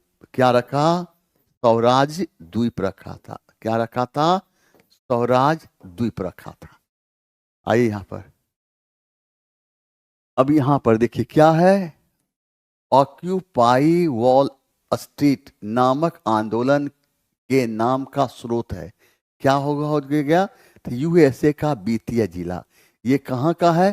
तो यूएसए, ये जगह कहां है? तो यूएसए किसको कहते हैं? अमेरिका। तो अमेरिका का ये वित्तीय जिला है, इसलिए इसका आंसर सी हो जाएगा। क्या हो जाएगा? सी हो जाएगा।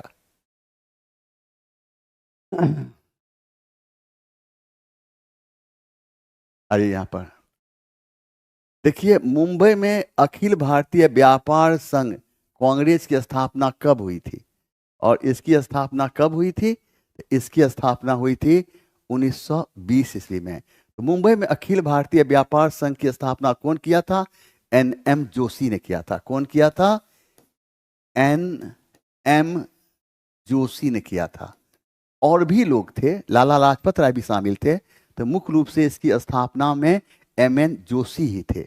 और MN जोशी ने इसकी स्थापना कब किया था? 1920 ईस्वी में। और कहाँ किया था? तो मुंबई में किया था। ठीक ना? मुंबई में किया था। अब है कि अखिल भारतीय व्यापार संघ कांग्रेस का पहला अधिवेशन कब हुआ था? 1920 ईस्वी में ही हुआ था। और कहाँ हुआ था? तो मुंबई में ही हुआ था। कहाँ? मुंबई में। और इस अधिवेशन की अध्यक्षता कौन किया था? तो लाला लाजपत राय, लाला लाजपत राय ने किया था। लाला लाजपत राय। और लाला लाजपत राय को हम किस नाम जानते हैं? पंजाब केसरी। इस नाम से पंजाब केसरी के नाम जानते हैं, पंजाब केसरी। और इन्होंने कौन सी पुस्तक रचना की थी? Unhappy India. कौन? Unhappy India. अनहैप्पी इंडिया जैसी पुस्तक की रचना की थी। समझ गए बात को? आइए आगे बढ़ जाएं। जवान को कोई दिक्कत है? जवान बोल, बोल जवान, जल्दी बोल, आगे बढ़े हैं। एक तरफ हम हैं, दूसरी तरफ रातें हैं, और बीच से रात गुजर रही है खट खट खट खट। 23 से बोल, जब आगे बोलेगा तब आगे बढ़ेंगे।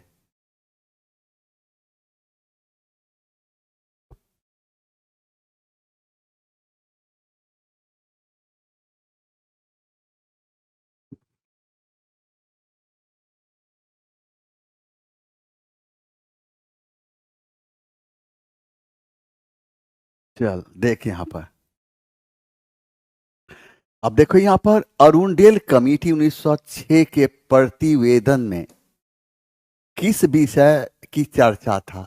तो क्या था इसका? राजनीतिक सुधार। इसका सही आंसर होगा राजनीतिक सुधार। अब हम यहां पर प्रश्न जो पूछे और उसको हम देखें, समझ रहे हैं? अब यह है क्या कि अरुणडेल समिति की कमेटी की स्थापना 1906 ईस्वी में की गई थी, और इस कमेटी का संबंध किससे था? राजनीतिक सुधार से। और इस कमेटी की स्थापना किसके समय में किया गया था? तो लॉर्ड मिंटो के समय में। किसके समय में?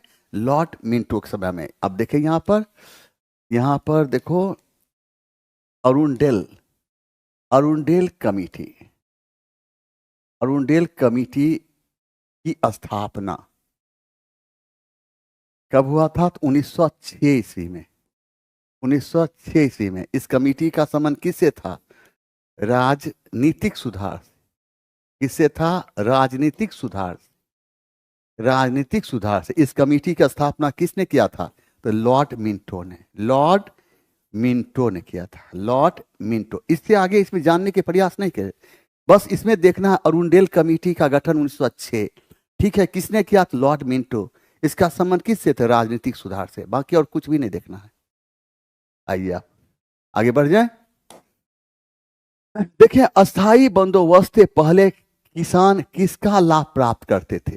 किसान किसका लाभ प्राप्त करते थे? तो अब हम देखते हैं किसका लाभ प्राप्त करते थे। तो अस्थाई बंदोबस्त से पहले किसान किसका लाभ प्राप्त करते थे? तो प्रथागत दखल के अधिकार का। इसका आंसर ये होगा। मतलब पहले हम ये जानना चाहते हैं कि प्रथागत दखल के अधिकार का मतलब क्या हुआ? अस्थाई बंदोबस्त से पहले जमीन पर किसान का अधिकार होना। अस्थाई बंदोबस्त से पहले जमीन पर किसान का ही अधिकार था, इसलिए इसे कहा गया प्रथागत दखल के अधिकार। अस्थाई बंदोबस्ती लॉर्ड कर्नवालिस समय में 1793 ईस्वी में अस्थाई बंदोबस्ती प्रथा प्रारंभ किया गया। इसके तहत जमीन का मालिक जमींदार को माना गया। अस्थाई बंदोबस्ती प्रथा को हम जमींदारी प्रथा, सूर्यास्त कानून एवं स्तंभदारी प्रथा के नाम से भी जानते हैं। अब देखें यहाँ पर लॉर्ड किसके समय में? Lord Cornwallis. Lord Cornwallis. Lord Cornwallis समय में कब? 1793 ईस्वी में। क्या? अस्थाई बंदोबस्ती प्रथा। बंदोबस्ती प्रथा, वस्ती प्रथा प्रारंभ किया गया था। इसके तहत जमीन का मालिक किसको माना गया था? जमीन का मालिक माना गया था जमींदार को। किसको? जमींदार को। अस्थाई बंदोबस्ती प्रथा को क्या कहते हैं? इसे हम जमींदारी प्रथा, जमींदारी प्रथा, सूर्यास्त कानून, सूर्यास्त कानून, कानून एवं स्तंभदारी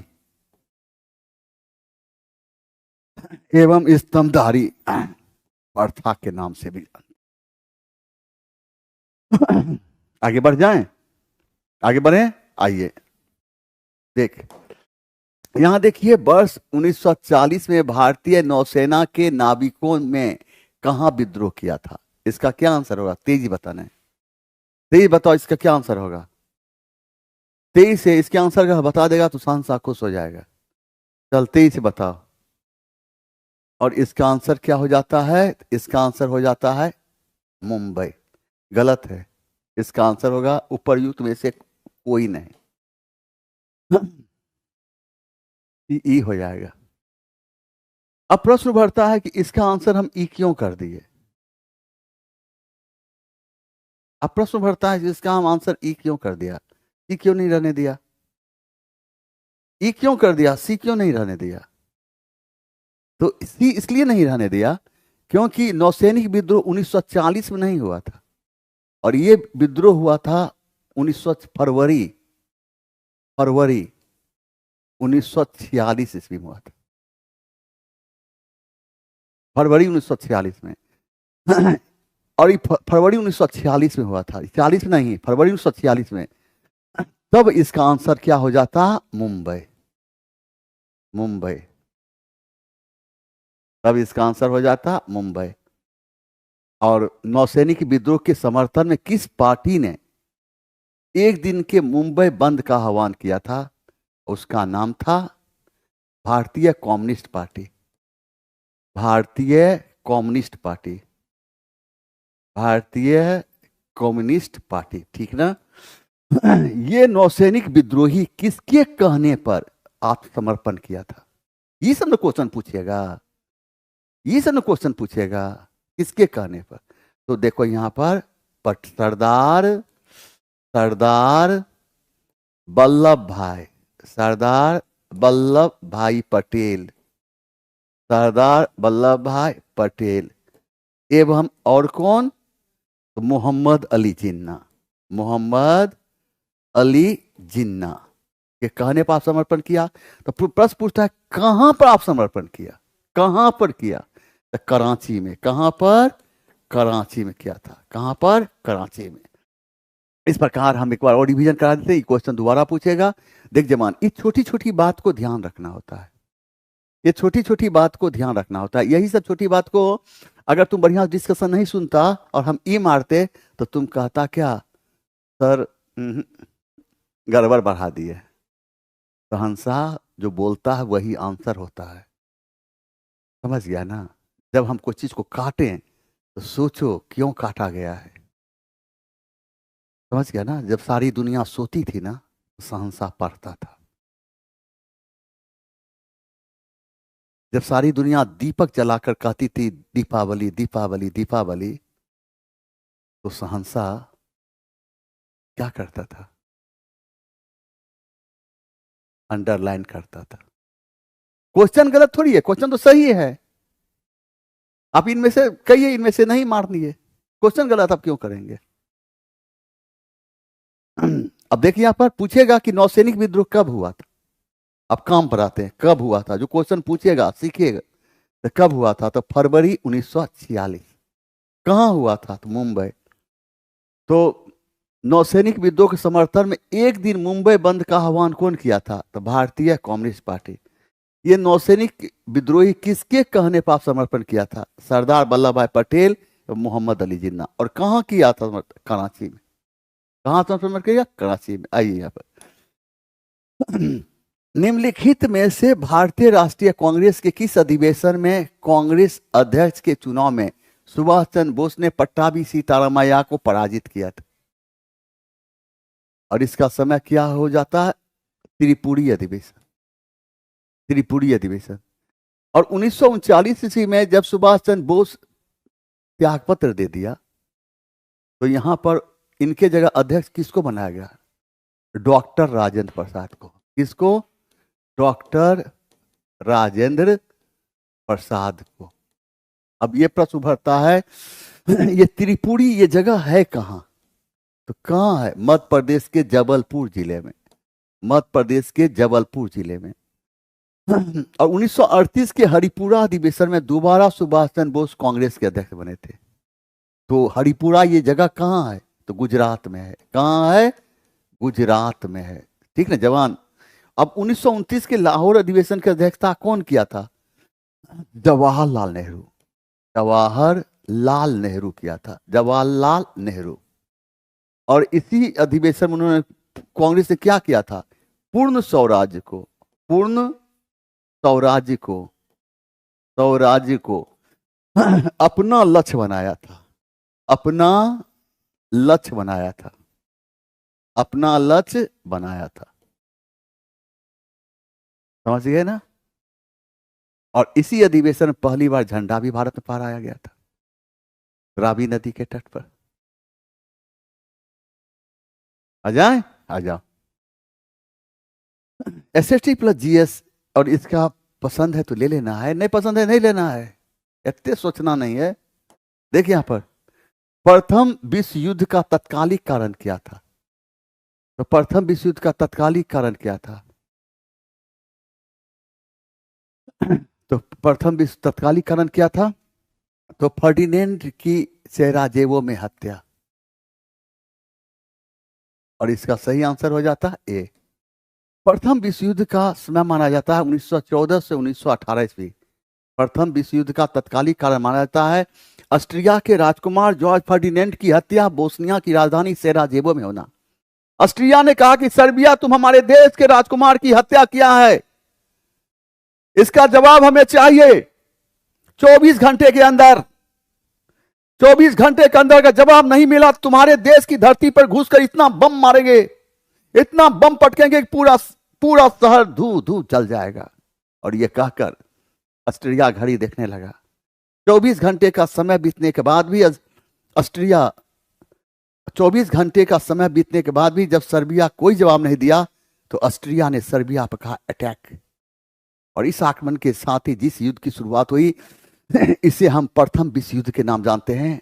और प्रथम विश्व युद्ध के समय संपूर्ण विश्व दो भागों में बट गया, मित्र राष्ट्र एवं धुरी राष्ट्र। मित्र राष्ट्र में शामिल थे अमेरिका, फ्रांस, इंग्लैंड, रूस, जापान इत्यादि। तो धुरी राष्ट्र में शामिल थे ऑस्ट्रिया, हंगरी, इटली, जर्मनी, तुर्की इत्यादि। हमें मना कर दिया गया है कि ऑनलाइन डिस्कशन सर अगर जैसे आप पढ़ाते हैं उस अंदाज में लिखते हैं तो हर डिस्कशन में 8-10 को हार्ट अटैक हो जाता है डर कर। तो जवाने को हार्ट अटैक हो जाएगा तो पढ़ेगा कैसे। इसे थोड़ा धीरे धीरे। अब देखिए यहां पर प्रथम विश्व युद्ध का समय क्या है, 1914 से 1918 ईस्वी। प्रथम विश्व युद्ध का तत्कालिक कारण क्या था। तत्कालिक कारण था ऑस्ट्रिया के राजकुमार, ऑस्ट्रिया के राजकुमार, ऑस्ट्रिया के राजकुमार जॉर्ज फर्डिनेंड की हत्या, फर्डिनेंड की हत्या बोस्निया की राजधानी, बोस्निया की राजधानी सेराजेवो में होना, सेराजेवो में होना।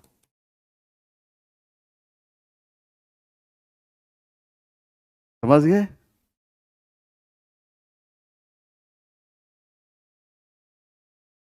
अच्छा देखा।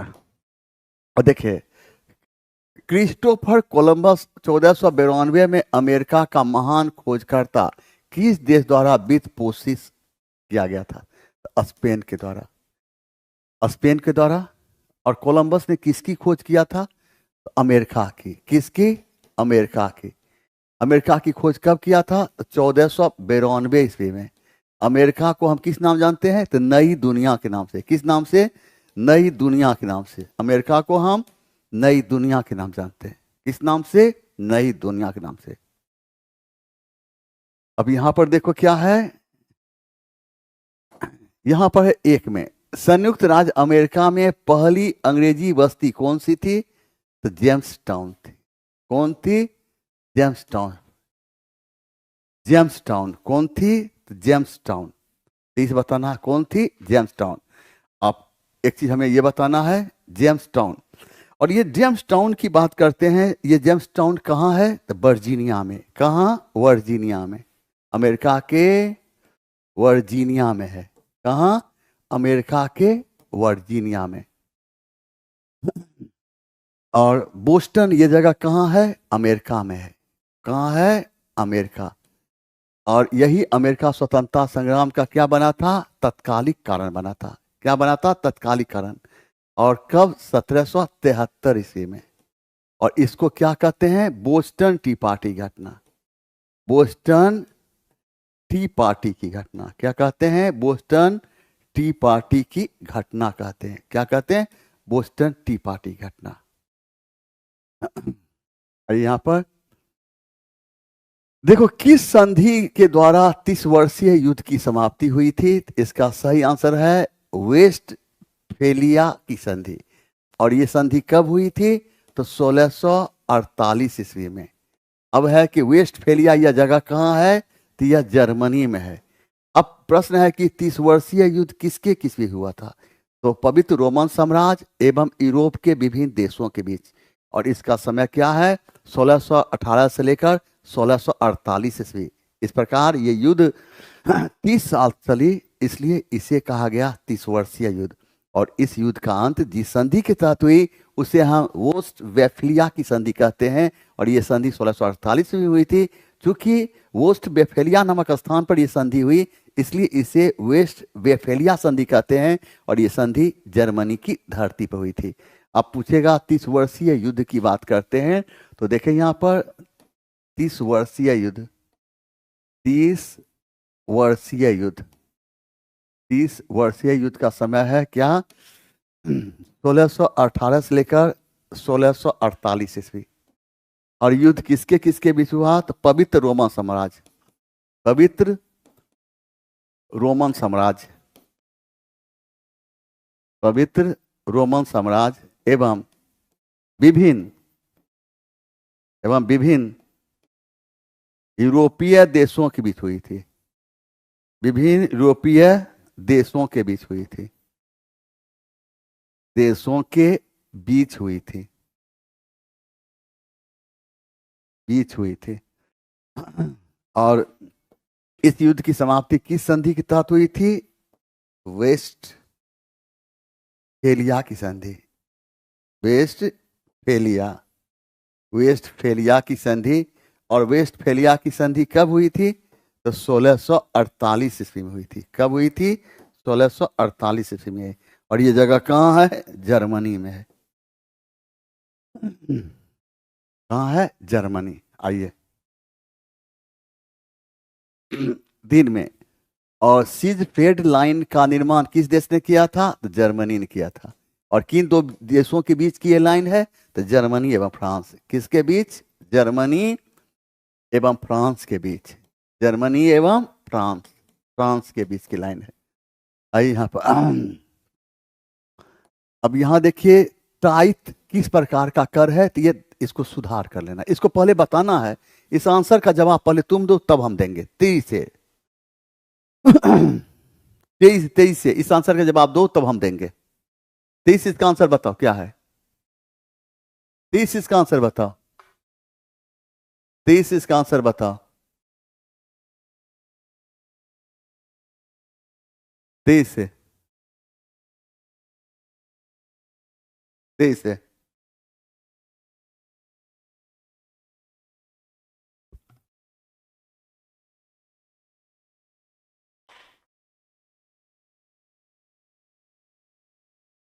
आइए इसका आंसर धार्मिक कर होगा।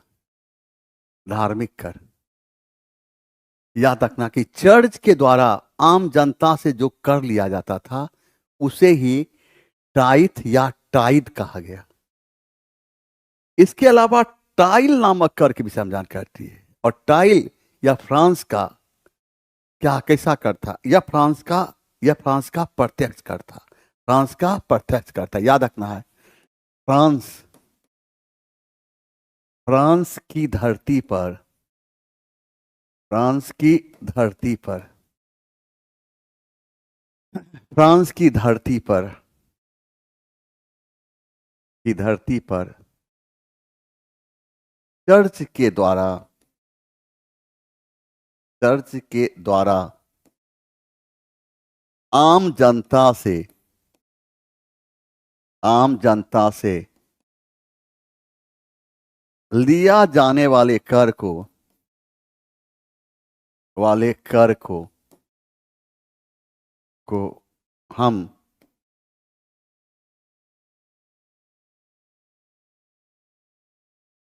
ट्राइद या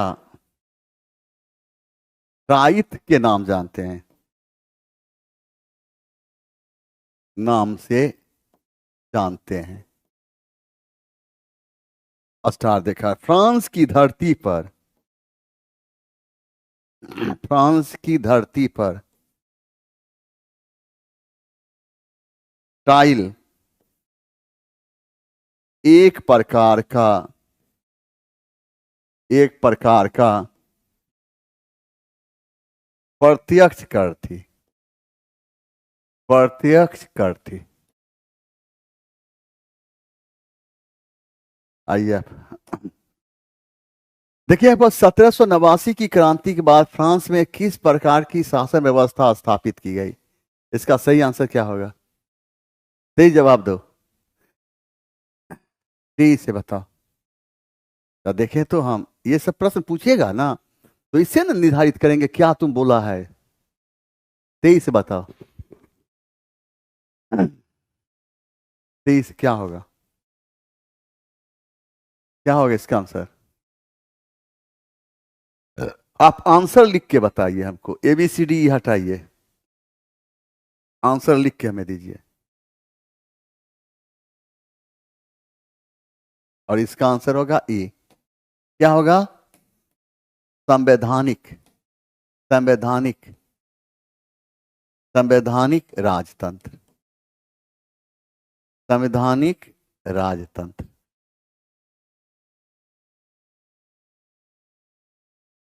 ठीक ना? आइए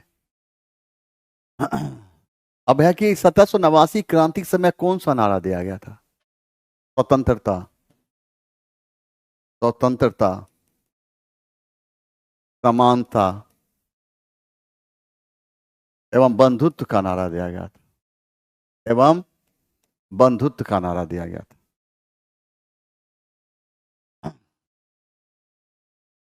अब देखिए यहां पर पटना युवक संघ की स्थापना किसने किया था? तो कौन किया था? मनींद्र नारायण राय ने किया था। और इसकी स्थापना कब किया था? 1927 ईस्वी में।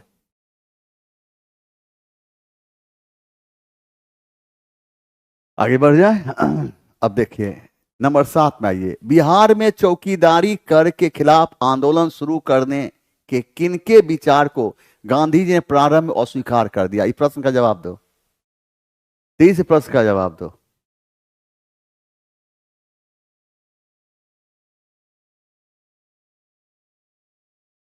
तेईस से ये सब प्रश्न नहीं, इसे बुद्धि पर बना देना चाहिए। देखो तो यहां पर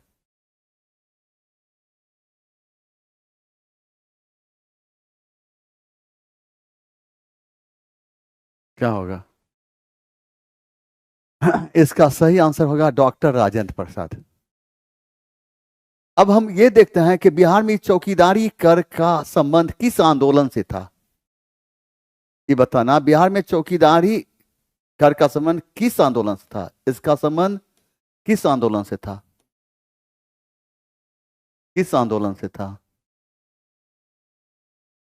इसका संबंध किस आंदोलन से था? 23 से बताओ ये क्वेश्चन को, 23 से बताओ। इसका ऑप्शन हम दे देते हैं, खिलाफत आंदोलन, असहयोग आंदोलन, व्यक्तिगत सत्याग्रह आंदोलन। 23 बनाता है, खिलाफत आंदोलन, स्वविनय अवज्ञा आंदोलन, असहयोग आंदोलन और व्यक्तिगत सत्याग्रह आंदोलन। क्या होगा? बिहार में चौकीदारी कर के खिलाफ ये आंदोलन का संबंध किस आंदोलन से था? खिलाफत आंदोलन, असहयोग आंदोलन, स्वविनय अवज्ञा आंदोलन और व्यक्तिगत सत्याग्रह आंदोलन। 23 से। और इसका संबंध था, सही आंसर, स्वविनय, स्वविनय अवज्ञा आंदोलन, अवज्ञा आंदोलन।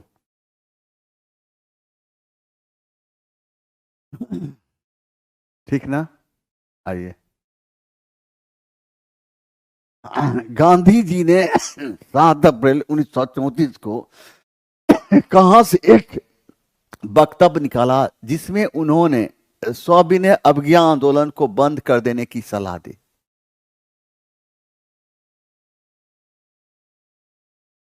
और इसका सही आंसर हो जाता है उपर्युक्त में से कोई नहीं। अब यह हम तो जानते हैं सविनय अवज्ञा आंदोलन की बात करते हैं। गांधी और इरविन के बीच जो समझौता हुई थी 5 मार्च 1931 ईस्वी को, इसे हम गांधी इरविन समझौता के नाम जानते हैं। और गांधी इरविन समझौता को हम दिल्ली समझौता के नाम से भी जानते हैं। और इस समझौता के तहत ही सविनय अवज्ञा आंदोलन को स्थगित करने का निर्णय लिया गया था। याद आ रहा है ना? अब देखो, गांधी इरविन समझौता कब हुआ था? 5 मार्च 1931 ईस्वी। और गांधी इरविन समझौता को हम क्या कहते हैं? गांधी इरविन समझौता। गांधी इरविन समझौता को हम क्या कहते हैं? गांधी इरविन समझौता को क्या कहते हैं? इसे हम दिल्ली समझौता कहते हैं। दिल्ली समझौता, इसे दिल्ली समझौता कहते हैं। और इस समझौता के तहत क्या हुआ था? सविनय अवज्ञा आंदोलन को वापस लेने का निर्णय लिया गया था। सविनय अवज्ञा आंदोलन को, अवज्ञा आंदोलन को वापस लेने का निर्णय लिया गया। वापस लेने का निर्णय लिया गया। समझ गए बात को? खुद दो सोचो ना, कैसे तुम मार देगा पटना? तुम कैसे पटना मार देगा? कुछ सोचने की चीज है। खुद भी सोच सकता है, खुद भी सोच सकते हो। ये चीज हो रहा है दिल्ली में। हाँ, दिल्ली रहता तो ऑप्शन हो जाता दिल्ली, लेकिन ऑप्शन में दिल्ली है नहीं है। तो इस तरह के प्रश्न की बात करते हैं तो कुछ प्रश्न ऐसा है कि गलत इसलिए आप कर देते हैं कि क्योंकि उस प्रश्न से लड़ने से पहले आप हार स्वीकार कर लेते हैं। क्योंकि उस प्रश्न को लड़ने से पहले आप हार जाते हैं, इसलिए वो प्रश्न गलत हो जाता है। आइए यहां पर 1937 में बिहार विधानसभा चुनाव में कांग्रेस को कुल कितनी सीटें प्राप्त हुई थी? कुल कितनी सीटें प्राप्त हुई? और इसका सही आंसर है 98। अब क्या है यहां पर? 1935 के अधिनियम के तहत 1937 ईस्वी में प्रांतीय विधानसभा का चुनाव हुआ था। और इस चुनाव में कांग्रेस ने 7 प्रांतों में अपनी सरकार बनाई।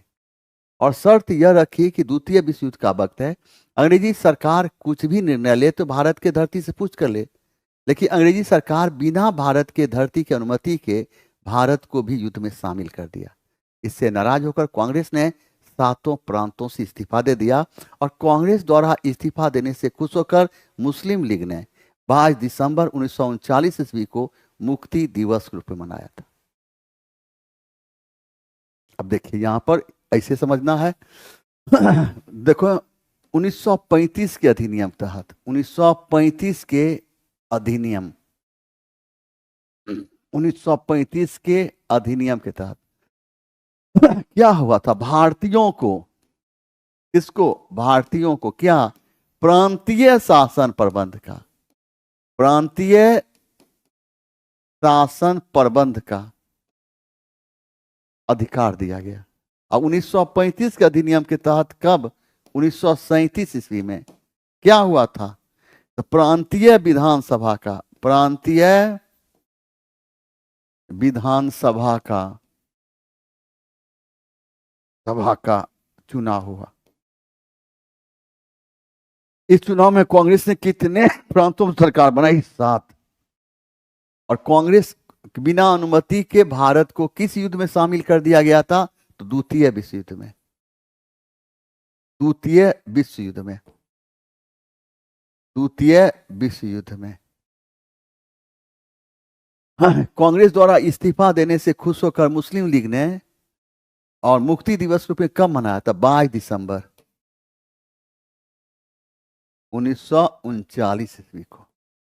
इसको याद रखना है, 22 दिसंबर 1939 ये क्वेश्चन पूछ देगा।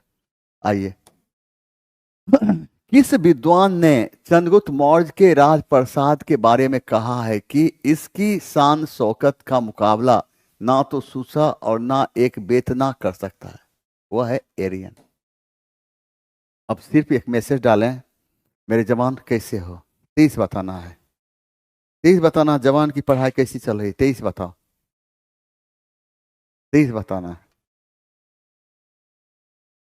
23 बताएं। अब हमें चलने का भी वक्त हो गया।